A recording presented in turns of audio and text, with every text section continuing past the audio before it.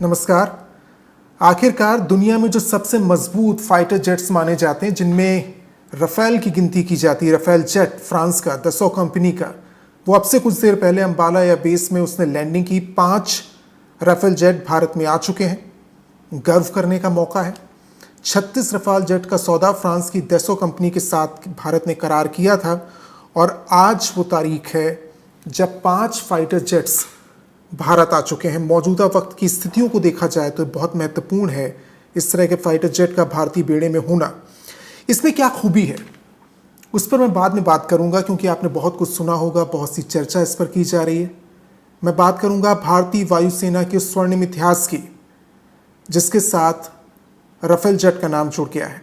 Rafale jets की जिस squadron में तैनाती की गई है उसके बारे में हर भारतीय को जानना, समझना और गर्व करना बेहद ज़रूरी है।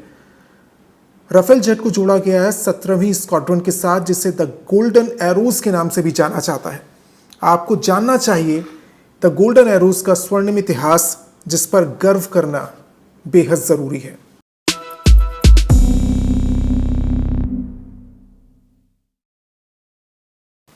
द गोल्डन एरोज, जैसा कि नाम से जाहिर है, एक स्वर्णिम इतिहास रहा है वायुसेना की इस स्क्वाड्रन का। 17वीं स्क्वाड्रन 1 अक्टूबर 1951 में फ्लाइट लेफ्टिनेंट DL स्प्रिंगिट के नेतृत्व में इसका गठन हुआ।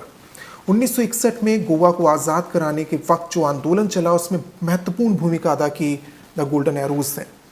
1965 में भारत पाकिस्तान युद्ध हो, 1971 का बांग्लादेश मुक्ति संग्राम हो या 1999 करगिल युद्ध, जिस ऊंचाई पर यह युद्ध लड़ा जा रहा था, भारतीय वायुसेना के लिए एक ज़रूरी कदम था उस समय सहायता पहुंचाना, और उस भूमिका को लाजवाब तरीके से अदा किया। आप सोचिए, जो भूमिका अदा की भारतीय वायुसेना की इस स्क्वाड्रन ने, सबसे ज़्यादा गैलेंट्री अवार्ड इससे मिले। BS धनुआ, पूर्व एयर चीफ मार्शल, उस समय अगुवाई कर रहे थे, वो लीड कर रहे थे इस स्क्वाड्रन को। तो ये एक गौरवशाली इतिहास रहा है। अब भले ही इसमें रफेल जेट्स जुड़ गया हो, 2016 में निष्क्रिय करने के बाद इसे सक्रिय किया गया हो, लेकिन आपके लिए जानना ज़रूरी है कि कौन से ऐसे विमान हैं, फाइटर जेट्स हैं, जो इसके साथ जुड़े रहे शुरुआत से। 1951 की बात की जाए, उस समय हार्वर्ड 2nd B, उसके बाद D हैविलैंड वैम्पायर, ये फाइटर जेट, ये पहला फाइटर जेट था जो जोड़ा गया इस स्क्वाड्रन के साथ। उसके बाद हॉकर हंटर जुड़ा। 1975 वक्त आया MiG-21 का, जो 2016 तक इस स्क्वाड्रन के साथ जुड़े रहे।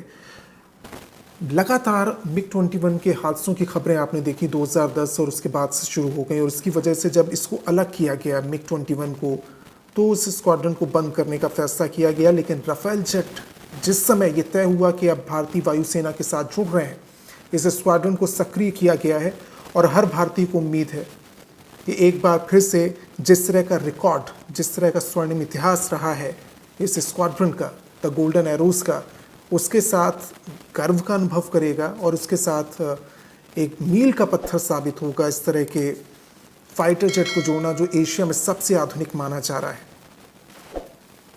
अगर आपको ये जानकारी पसंद आई हो तो इस वीडियो को ज़्यादा से ज़्यादा शेयर कीजिए।